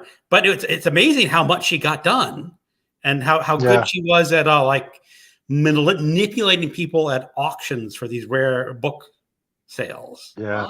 She was really good at it. I've done it myself, Greg. Okay. Right. Manipulating auctions. Yeah, but a lot of it's fun because there were just some rare check books. That one out. Yeah. Now, the thing is, it's really not a very good book. Oh, unfortunately. Okay. It's an interesting good subject matter. Interesting subject matter, but they're just. He did great. Just saved you some time right there. It's when you read it. This book is like 338 pages long. Not a huge novel, but it took me like 4 days to get through this because I just to get through it. It's one of those cases when you read it, it's like, no, I don't really want to pick it up and read it, you know. You put it off. So. And what about you, Alan? What's been tickling your eyeballs the last few days? Greg and I read. We're in some of the same reading groups, so we read like some of the same groups. I got some BookTube mail from my new friend James. What's his channel? Quaint and Curious Williams. Yeah. So he sent me a Finnegan's Wake book by Roland McHugh, gentleman I met in Dublin. He inscribed annotations in Finnegan's Wake for me, but which I have a copy of, but I don't have the copy anymore that he inscribed me. But he's talking about the Buffalo notebooks in here, and there's a blue copy, you know, like Crowley, of the Buffalo notebooks where you don't have to buy them all. You can just get like one. I'd love to get one big volume. Yeah, just to have it. You know, I don't know if Greg knows what the Buffalo notebooks are. They're in Buffalo, New York, but they're there's a bunch of volumes of them, like where Joyce wrote some of Finnegan's Wake in like letters this big because he couldn't see. You know, there's some stories about Joyce. He'd have like artificial light, and he'd wear like a butcher's white uniform, anything to reflect the light so he could see. You know. Yeah. And then I'm reading some more Stephen King. Talk about criminal procedural. What are you reading there? I can't see the title. This is The Outsider by Stephen King. Oh, The Outsider. Okay. Yeah. I always have King close to hand. I'm about due a reread of The Stand, which I love. Oh, wow. But I like King. Cool. Now, We're we're going to get into some controversy here because have you read Shadowram, Jason? Yes. What did you think Are you going to ask me what I think of it? This is terrible. It's terrible. Look, why have I stepped into a hornet's nest here? No. What happened is Al and I were going to buddy read this for March of the Mammoths because it's 946 pages long. I have it on my trusty Kindle, and I started reading it when I was in Mexico. Yeah. I read about 5 chapters, 126 pages, and I go, this is just dull as dirty dishwasher. Absolutely, yeah. And I just said, you know something? I don't want to force myself to read 820 more pages of this book, so I just stopped reading. Actually, ask me, is it all like this? Is it all like this? And I go, pretty much. Oh, it gets worse. It gets worse as it goes on. I mean, how deep can your navel get when you're gazing into it constantly and thinking that every thought you have is loaded with a profound inner knowledge that you feel you have to share with the world? I mean, the one thing about the Kindle that's a real great is you've got a delete button on it, Greg, so you can just you can send Shantaram back into the ethernet. You have a delete button, but it's still on the cloud for you. So. It's on the cloud forever. What can you do? Yeah. No. You can delete it from your library if you really want to, but maybe it's there anyway. Maybe in 10 years I'll be ready for it. Who knows? This is one of my favorite novels. Like if I were ever do you love it? Yes, I'm giving this away to people for presents and that, and most people seem to enjoy it. I like the crime. These people obviously aren't your friends, Alan, that you're giving it away to. These are people you want to say, here's 1,000 pages of teenage angst wrapped up as a travelogue story of self-discovery. Well, India, I like the travelogue of India. I like to talk to Roz about India. She's visited there like a couple times, and I like to talk about India with people who visited there. And Greg's wife turned me on to a good India book last year. It's kind of spiritual book I really enjoyed, but I like Shadowram. But anyway, I've had a couple people comment when I DNF'd it, said, I love that book. Yeah, so hit or miss. Fine if I wasn't a wee bit disappointed that my buddy didn't like the book, but something. It's nothing. It just sometimes you like a book, sometimes you don't. Hey, that's it. Like when I did do the read through of Foucault's Pendulum back a few years ago, a few people who I had a couple of thousand subscribers on the channel, and a few people were like, I've heard you talk about this so much, I'm going to really love now reading it with you. And like some of them messaged me after the first video, went, I'm out, buddy, this is rubbish. I don't know what's going on. Even with you explaining it, I don't know what's going on. And I was like, that's fine. Like, because I love something doesn't mean everyone else is going to love it. But it is. But some people love The House of Leaves by Mark Danielewski. Right. Yeah. I haven't read yet. I've read it. I read it. I DNF'd it, but I was in a reading group. Yeah. And apparently, according to this reading group, if you find all the misspellings and typos, you can create a secret message.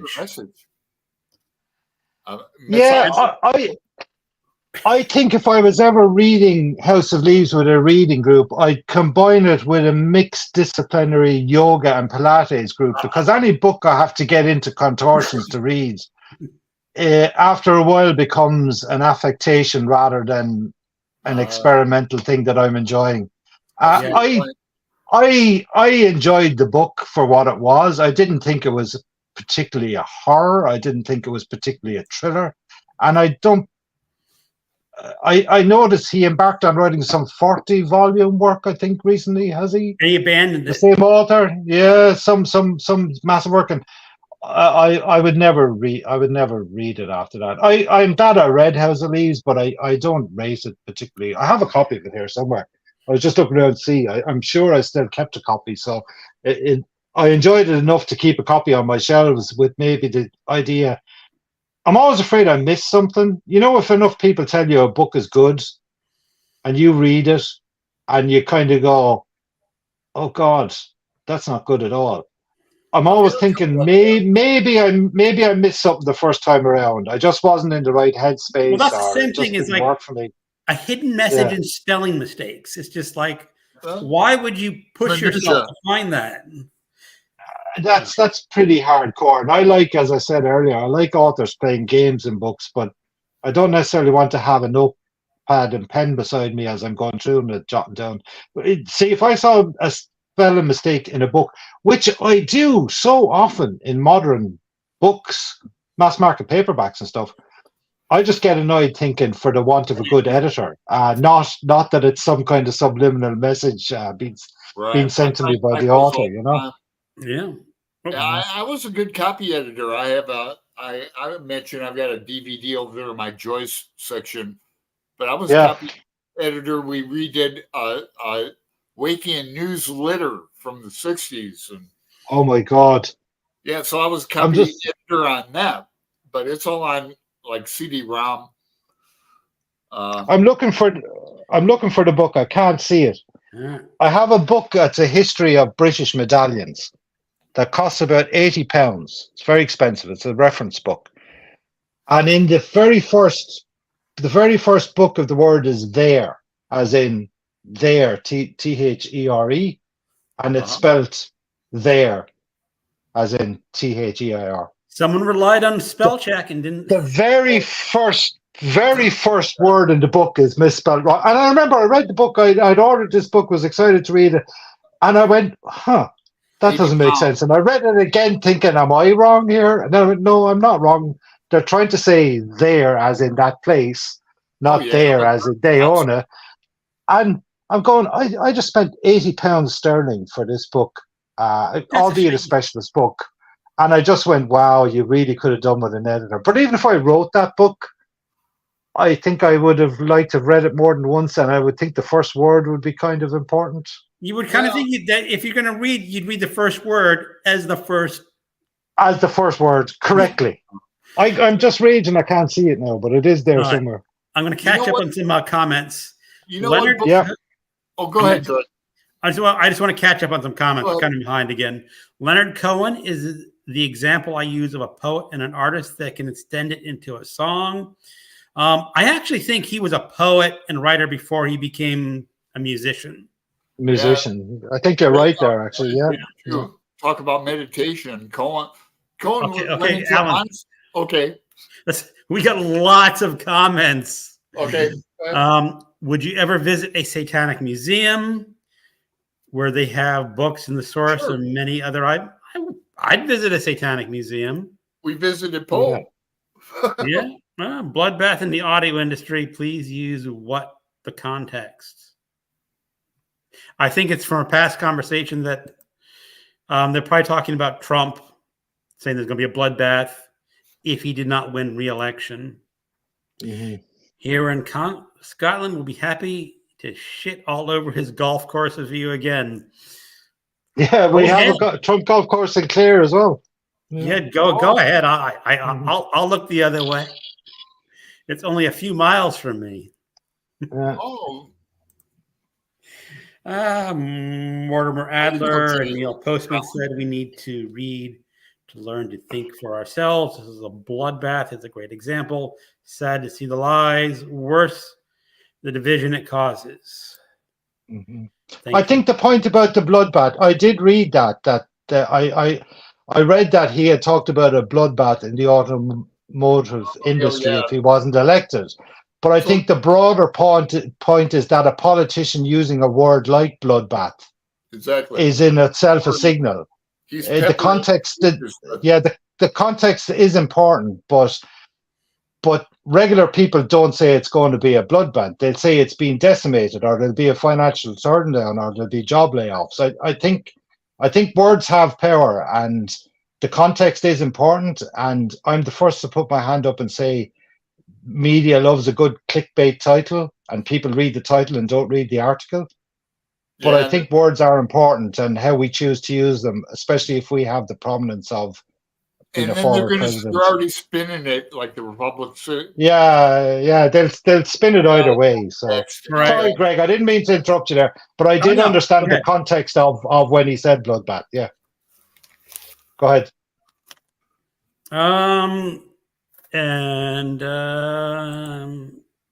Bookish has just finished James by Percival Everett. I know he's a favorite author of Brian's. I have one of his books on my Kindle, but I have not read it yet. I've never read any Percival Everett. I've read a few old ones, but no, Percival Everett doesn't have a few old ones. He's a fairly new author, I think. No, he's got some older books. He's been around for a while. But yeah, James is like retelling of Huckleberry Finn from Jim's point of view. Yeah. I have to read that. Cobalt Dragon has just finished The Dark Half. Stephen King. It was hilarious to this day. All right, Scott Swee here. We're rebellious. Scots, Wallace bled Scots, whom Bruce is often led. Welcome to your glory bed, for victory. All right. Brian's a Bruce. Brian's a proud Bruce. Well, last time I was in Dublin, the only time, was in like 1996 when Michelle Smith won a gold medal in the Olympics, and they closed they closed the city down for like a week. Ireland's only won a few gold medals. It's a small country, closed. The pubs were open, or Ireland has such weird hours. Like there'll be like a pub with 2 or 3 stories, and they'll close the second story down, but you could have wine on the 3rd story and only Guinness on the 1st story. And then during Sundays, they would close during mass. Yeah, and then if you can't even leave the pub if you're in there. No. We have early houses where people could go in the morning, either day drinkers or people coming off the night shift. They can get a beer at 6 o'clock in the morning. Yeah. And then we've late night ones used to be wine bars. So when the regular license hours were finished, they could only serve wine. Yeah. Was it? Yeah. Unfortunately, I never made it up to Ulster, but I have acquaintances in Belfast now. I have friends in Dublin. The difference between a friend and an acquaintance. A friend will let you stay over for a night or two, or an acquaintance will just meet you at the pub. So I have some acquaintances in Belfast. My wife's family are all from Belfast. Her mom and dad are from Belfast. I was thinking about Bobby Sands and that documentary, 66 Days. That's a powerful documentary. He's a hero of mine, Bobby Sands, I have to say. Yeah, I didn't know that, but actually, there's a new movie out about Rose Dugdale. She was an interesting character. She was a British aristocrat who ended up joining the IRA, the Irish Republican Army, not your IRA pension. Right. Whatever. And she was involved in the break-in at Besborough House of the base art collection. They took 17 Grand Masters with the intention of holding them to ransom or use them for fundraising for IRA activities. But she passed away last night, aged 83. She passed away in a nursing home last night. Yeah, but she was very unusual, Rose Dugdale. But there's actually a new movie just been released in the cinemas about her. I presume it'll get a showing in the States as well. Very interesting character. Came from great wealth and privilege, but really took up the cause of the working class struggle and Sinn Féin, and then indeed joined the Provisional IRA as a volunteer. I visited Sinn Féin passed away last night. That's bad. I want to see that documentary though, and I went to the Sinn Féin Museum. I wish I would have picked myself up they have those green, white, and gold flags. is what I want. Yeah. You probably want the flag, the green flag that has the Irish Republic written on it, that was flown over the GPO in 1916. Yeah, this just That's a classic. Yeah. The General Post Office with it still has the bullet holes in the. It has the bullet holes in it still, from the Lee Enfield 303 rifles. Michael Collins, yeah. Yeah, long to return. I'm so Greg, in Ireland. I'm what would be termed a Republican, which is not the same as a which is not the same as a Republican in America. It's like a nationalist. So in other words, I would be because of where I grew up and the kind of family and politics I grew up in. I would be I would like to see a united Ireland, peacefully, I might add, of the North and the South. In my lifetime, it would be something I would be happy to work towards. So that's when I say I'm a Republican, that's what I. Well, you have to remember also, in the United States during the Civil War, Lincoln was a Republican who freed the slaves, and the Democratic Party was a pro-slavery party. Yeah. And when you had LBJ come along and do the civil rights, it sort of flipped. Flip the script, yeah. And now with Trump, that the Republican Party now is not the Republican Party it was 20 years, even 10 years ago. It's a whole new party. Yeah. And in Ireland, we had when I was in my teenage years and into my 20s, I grew up in what was called the Troubles. We had the British Army in occupying Northern Ireland, which was they considered their right because it's part of the United Kingdom. And we had a campaign of what's called terrorism, led by the provisional IRA, the Irish Republican Army, who were civilian men and women who took up arms to resist and fight them. And there was murder and mayhem and bombing on all sides, and it wasn't nice and it wasn't good. And it did bring people to the table eventually, and they talked it out, and we had the Good Friday Agreement and ceasefires and stuff like that. But Jerry Adams, and also people like there. They had that armed border. That's why we didn't go to Ulster. And you also had great peacemakers like John Hume and stuff, who never lifted a gun in his life and would be kind of like in the Gandhi kind of Martin Luther King maybe tradition of negotiation and stuff like that. So it took all kinds of voices, and I think what we needed to get an environment where everybody got a seat at the table, that nobody was excluded. So from the gunman to the pacifist all sat around, initially through mediators and third parties, but eventually came to an agreement, and the country is much better for it, but still I feel that there's still work to be done when it comes to some kind of resolution and unification, And I'm very cognizant that there's a lot of people who live in Northern Ireland who consider themselves 100% British, 100% part of the United Kingdom, and are as equally committed to the idea that they stay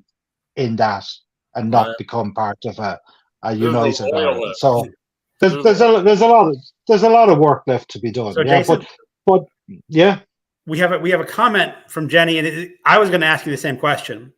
It says, Jason, do you know of any good books explaining the Troubles? We don't get to learn much about it in school. I've heard of it, but I don't. Again, I don't know a lot of the details. And so again, what would be, if I want to learn more, what would be a good book to pick up? Well, actually, Jenny's in Scotland, I believe, is she? I know the name from commenting, I think, back in the day. But there is a book actually literally just called The Troubles, which is a very good one-volume overview of what we called the Troubles, you know what I mean? Which was essentially kind of a civil war by any other name, or civil unrest. There's another book. It really depends how you want to frame it, but for a one-volume work, I think The Troubles is I'm struggling to remember. I think it's Beresford Egan might be the author. I'm trying to think of the name, or Ellis Egan. You recommended a great book to me too. Last year, or 2 years ago, about like the IRA was really informative book. The secret history of the IRA. Yeah, and the title sounds like it's going to be some kind of secret history, but it's actually just the author had great access to source material. I actually have a copy around here somewhere. I was only reading it recently again. It's not to hand, so don't worry about it. But yeah, the secret history of the IRA is something that I could recommend for a warts and all view look at the Irish Republican Army and stuff like that. Any good fiction novels that represent the time, or is it? No, there probably is. I tend not to read. Here's a funny thing, and I've said this to Alan before. I don't read a lot of contemporary Irish fiction. Because I find it too familiar. Does that maybe make sense? Yeah, it's probably. To my own taste, I find it just a bit like there's great Irish novels set in the 1970s and stuff. Like, I mean, I was a kid in the 1970s. It was dreary and dull and miserable and horrible, and I don't need to read a kind of Angela's Ashes retelling of what my childhood was like. My father's a retired fighter paramedic. You'll never see him watching like a TV show about firefighters or anything. Firefighters or something, yeah. So I don't read.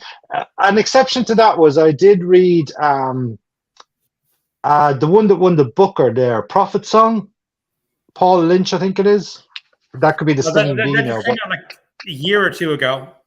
Yeah, and I thought it was terrific. I thought it was a really good representation of a modern Ireland that I very much recognise. Paul Lynch. And I thought Paul Lynch, yeah, the Prophet Song it's called. It won the Booker last year, and it really struck a chord with me when I read it. When I look at, say, for example, the political landscape in Ireland today, and how fragile a lot of the social structures we have actually are. And I think one of the things about Ireland that's always struck me, and I was talking to my son about this recently. We were talking. He's doing psychology at university. He's trained to be a psychologist, and they were talking about recidivism in court cases and stuff like that. You know what I mean? And how it occurs. And one thing I'm always struck about Ireland is the level of compliance we have as a country with stuff.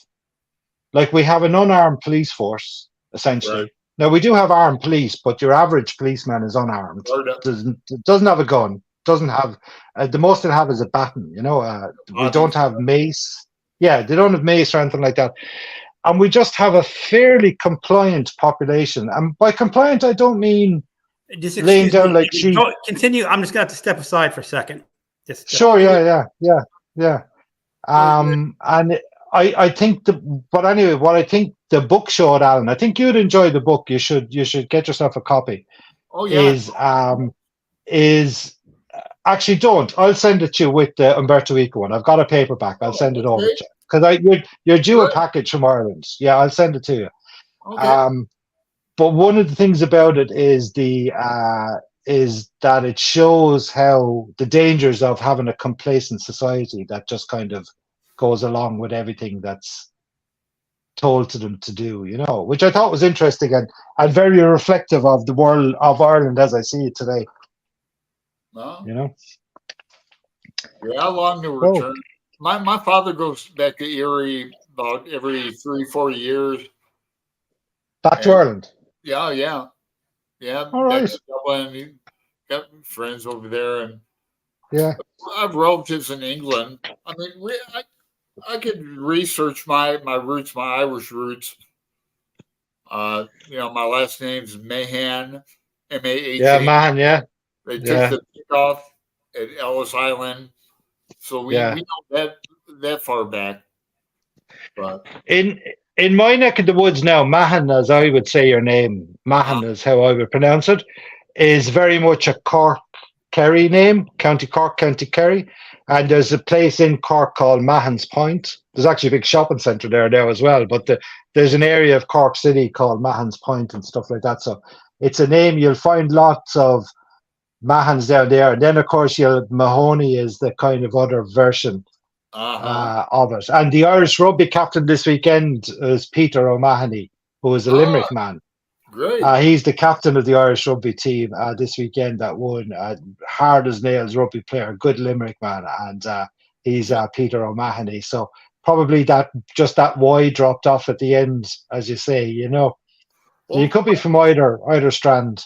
My surname appears in Finnegan's Wake on page 16.01. But then in variations, it appears like 100 times, like Mahon, Patrick Mahon, brilliant poet. I met with the E at the end. I met a famous Irish poet, and I forget his name now. When I was over there, he inscribed his books to me. Damn, I forgot his name. But Paul Muldoon, no? No, he's real famous too, Muldoon. Yeah. All right.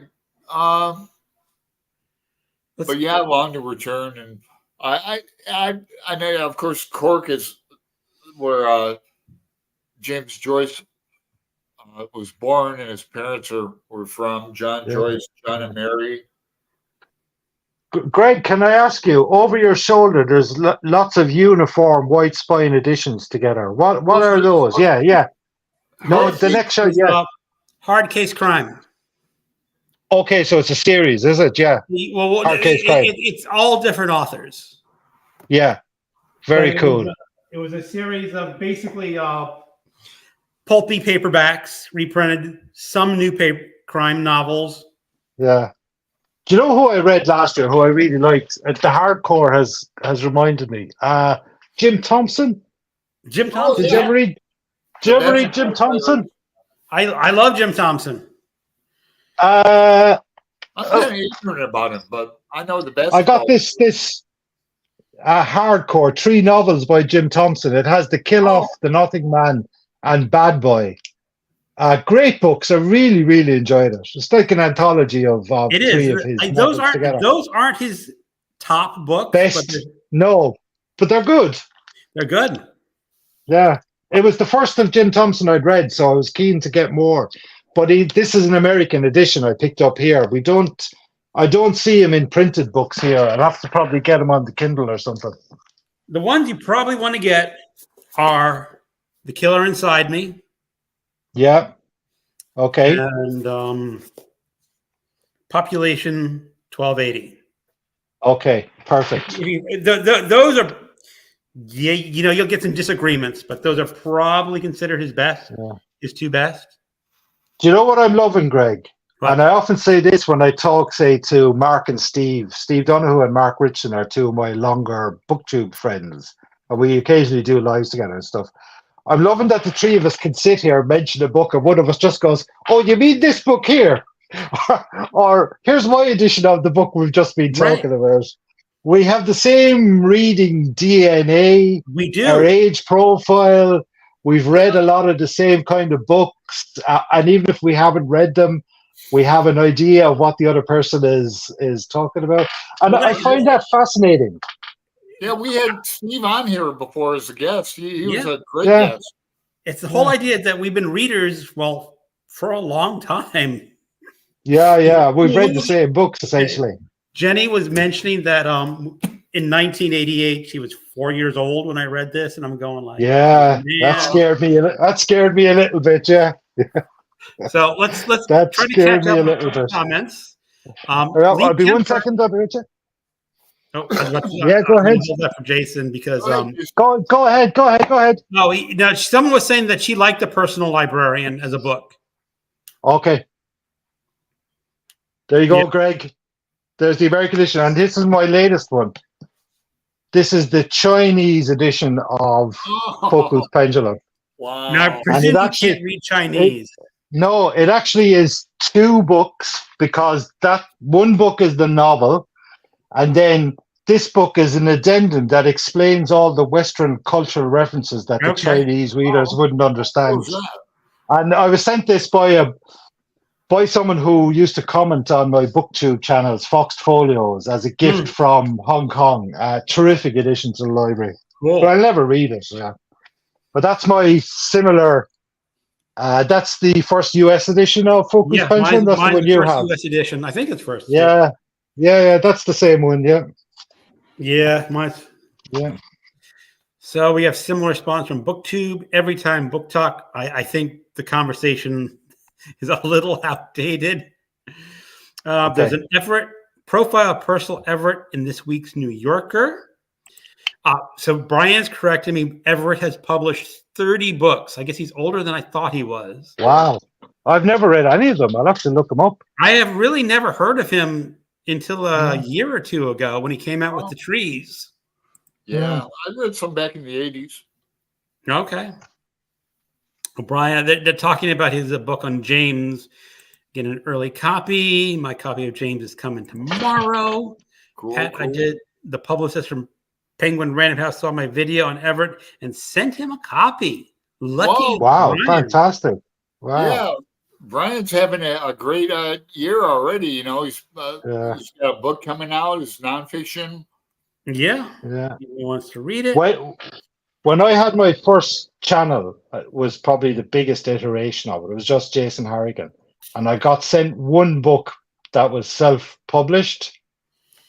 And while I really appreciated getting sent the book by the person who was obviously just stumbled across my channel, it was so bad I couldn't do a review on it because it was just, I had nothing nice to say about the book whatsoever. I felt it would be horrible to come on and either A, lie about it, or B, go, it was just really bad. It was that's an issue I've had reading some stories of books by booktubers, is that some of them are good, and some were just not so good, and you don't want to come up and publicly tell someone who's a kind of a friend that your book was not so great, needed a little bit of improvement. Yeah. But well, at least I have not really come across one that was really terrible. Yeah. The worst I can say was just an okay book. Okay. But it's still, I refrain from just saying your book is just okay. Yeah. But maybe I shouldn't. But there's a David McKinty's book. So I think we're talking about books on the Troubles. Yeah, so Tim Pat Coogan, I think, is the guy who wrote The Troubles that I was talking about. Okay. Yeah.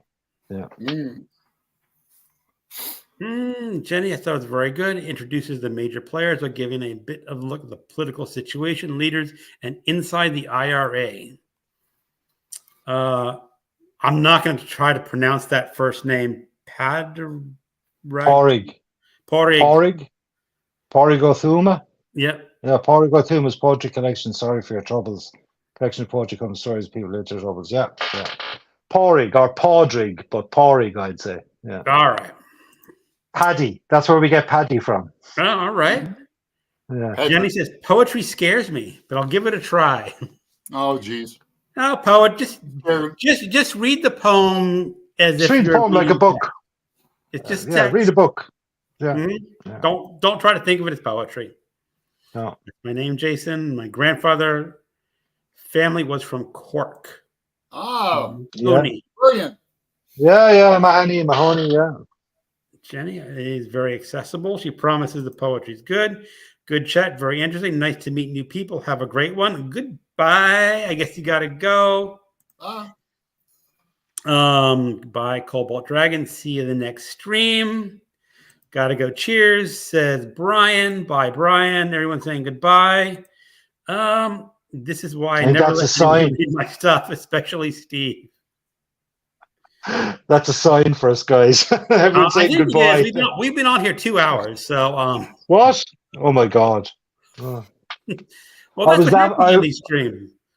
We were having dinner just before, and my youngest daughter Eve is 13, and I said to her, I have to go down and get ready now soon. I'm on a YouTube live at 7, and she's going, I wonder how many people's dads, like middle-aged dads, are sitting there going, "I got to get up now and go do a YouTube live stream." She I was thinks thinking it's about hilarious, Eve the other don't they? day that we were playing the tin whistle. Yeah. So Jenny's Oh making fun, yes, like 2 hours. Yeah, what is it's nothing. Yeah, we have our Garrett's first goes break. on for 4.5 hours at whatever 2 a.m. British time, and like, oh man, so Yeah, it is nothing for them. But okay, we'll have a commercial break and be right back for the second half. it's actually it's 5 o'clock, and I'm going to It's have some getting late. hungry cats here in Yeah. a very short time. Well, listen, guys, thanks so much for having me on. Yeah, It was a great pleasure. Great pleasure talking to two great book people. Yeah, And recommendations, Jay. and I love that it was nice and free flowing and kind of went all over the map, which is how it should be. Yeah, as I say, I consider this my pub night or pub afternoon. Yeah. You sit in a pub talking to your buddies and whatever comes up. Yeah. Right. Well, Greg, if you ever did see any of my videos, you'll know unscripted is my de facto position. I used to just turn on the camera and start talking. Sometimes for a long time. I never write a script down. No. Occasionally, I'll make some notes, like on tags, and put that. Notes on tags. All right, yeah. But yeah, really enjoyed it. It's just after 9 p.m. here, so I've just started watching The Gentleman on Netflix. Okay, which is a great series by Guy Ritchie. Proper gangsters and villains with loads of dark humor. I like you'd like it, Alan. You'd like it. Guy Ritchie, The Gentleman, just started on Netflix. So I like that's my plug for the corporate world for today. Go Netflix. Okay. Well, Jason, I just hope joking. you put up some videos, and I will. I will be back as what my original channel was, which was Byways and Bookland, and it'll just be books and stuff like that. And you'll see my mug turn up on your screens at some stage, chatting about what I'm reading, what I'm doing. I'm not a great one for tags, but I haven't done any of the new ones, so I'll probably do a few of them just to slip back into it and get back into practice of doing it again. All right. Well, we will catch that when it comes out. And everyone in the chat who's still here, I hope you have a good evening or a good afternoon wherever you are. Aaron, go Brad. And we'll call that That's a night. it. And Alan, I'll message you on Voxer. I have some stuff to send you, some books. All right. Good night, everyone. Okay. Cheers, guys.